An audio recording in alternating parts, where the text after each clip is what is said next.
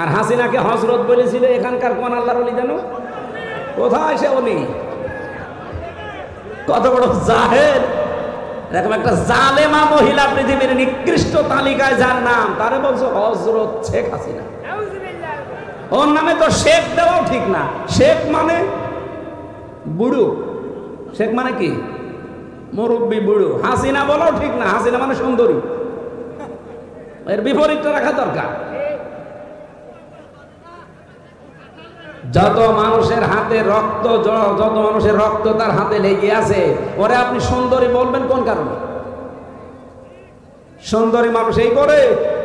লক্ষ লক্ষ মানুষকে দেখলাম কাবা শরীফে এই রুকনে আমিনি থেকে হজরে আসওয়াদ এটা পার হওয়ার সময় এই নামটা উচ্চারণ হচ্ছে, হাসিনা না হাসানা।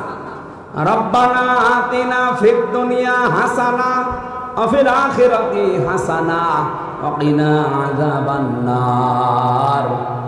ইয়া আল্লাহ, দুনিয়ায় তুমি শান্তি, স্বস্তি, নিরাপত্তা দাও, আখিরাতেও শান্তি দিও, আর জাহান্নামের আগুন থেকে আমাদের বাঁচাও। জেলে আমি যেখানে ছিলাম, এই ফাঁসির কন্ডেম ছেলে, মাঝে মাঝে আওয়াজ শুনতাম, আমার তো বের হতে দিত না। আমার নিচতলায় একজন থাকতো, চলচ্চিত্র জগতে কাজ করে, বাড়ি হয় কুমিল্লা, ধর্ষণ মামলা, এসেছে জেলে। মাঝে মাঝে দেখতাম নামাজ পড়তো, পড়ে দোয়া করছে, একদিন হাত তুলে রব্বানা আতিনা ফিদ দুনিয়া হাসিনা। কি গো? ডাক দিলাম, এই কোরআন শরীফ পড়তে পারেন? বলছে না। কি দোয়া করলেন? খুব ভালোবাসি হুজুর আপারে, খুব ভালোবাসি আপারে। হাসানা না বলে আমি হাসিনা বলি সব সময়। তো দোয়া কবুল করতে আল্লাহর বই গেছে।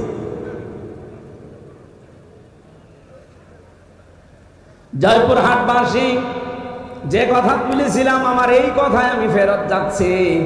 কোরআনে কারিম এই পৃথিবীতে যেহেতু শুধু মুসলমানদের জন্য আল্লাহ দেয়নি, দুনিয়াতে আমরা মানুষ মগ বাচ্চা যারা বিবেচিত আছি সবার জন্য আজকের এই কোরআন। আল্লাহ পাক বলেন দুইটা জিনিস আছে জীবিত মানুষদের কোরআনে, প্রদান পথ নির্দেশিকা আছে, 2 নম্বরে মাউইযাতুন উপদেশ আছে। কাদের জন্য? লিল মুত্তাকিন, যারা ভদ্রলোক। সুতরাং আজকের আলোচনায় যারা ভদ্রলোক আল্লাহর কাছে, তাদের কাজ হবে